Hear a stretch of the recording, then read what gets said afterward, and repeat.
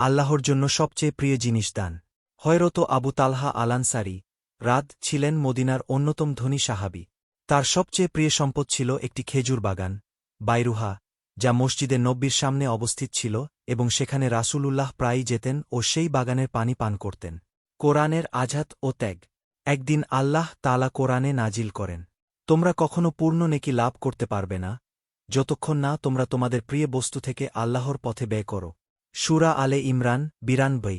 এই আযাত শুনেই হযরত আবু তালহা সোজা রাসূলুল্লাহ এর কাছে এসে বললেন, হে আল্লাহর রাসূল, আমার সবচেয়ে প্রিয় সম্পদ হল বাইরুহা বাগান। আমি এটি আল্লাহর জন্য সদকা করে দিলাম। রাসূল এর দিক নির্দেশনা।